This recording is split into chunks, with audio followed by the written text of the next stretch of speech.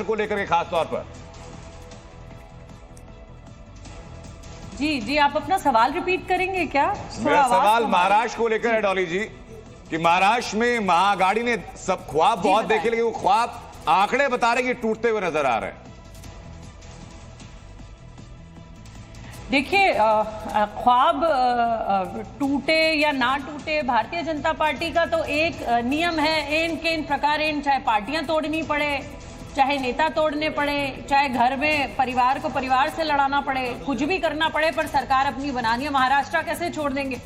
बहुत सारी चीजें हैं ना महाराष्ट्र में, लोगों ने पिछली बार देखा है, और इस बार भी जिस तरीके से मसल पावर और पैसा उन्होंने जगह जगह बांटा है, खुले तौर पर उनके नेता पकड़े गए हैं नोटों को बांटते हुए, एक जगह नहीं कई जगह।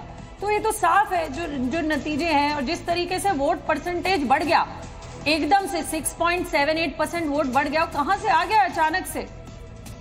तो ये सवाल हैं, और इन सवालों पे जिस तरीके से नोटों का वोटर टर्नअप हो रहा है, तो अब आप इसको भी साजिश मान रही हैं। चलिए, अगर वोटर टर्नअप हो रहा है और वोटर ज्यादा आ रहे हैं वोट देने, तो आप इसको भी कह रही है कि ये भी मतलब एक घपला है, घोटाला है। टर्नआउट हो रहा, देखिए सुनिए, वोटर नहीं, वोटर टर्नआउट ठीक है जो आप बोल रही है, लेकिन 6.8% वोट कहां से बढ़ गया अचानक से वोटिंग डे के बाद से? उस बात पर आप सवाल नहीं करेंगी क्या, या उस बात पर सवाल ही नहीं बनता? डॉली शर्मा, इस मामले में मुझे लगता है कि इलेक्शन कमीशन को सीधा कांग्रेस को सवाल पूछना चाहिए। पार्टी के बड़े-बड़े चुनाव सब, क्योंकि ईवीएम का जमाना है, ऐसा तो कुछ है नहीं कि मतपत्र गिनने हैं। ईवीएम का जमाना है, आपको कोई फिक्स तरीके से पता लगाया जा सकता है कि वोटिंग परसेंटेज कितनी रही।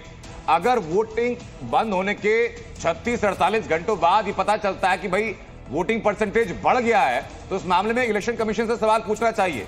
लेकिन मेरा सवाल जो महाराष्ट्र को लेकर के आपके पास था कि इस बार पूरी कोशिशें महाराष्ट्र को लेकर की गई, महाआघाड़ी ने पूरी कोशिशें की, लेकिन बीजेपी का जो कोर एजेंडा रहा उसके सामने वो कोशिशें आपको कामयाब होती हुई नहीं दिखी क्या?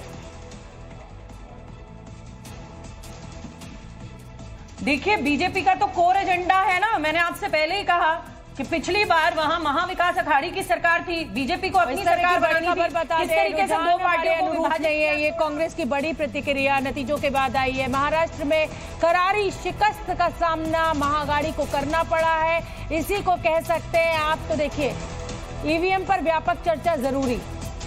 में बिल्कुल आपने सही कहा कि नंबर जो है वो आशा के विपरीत है।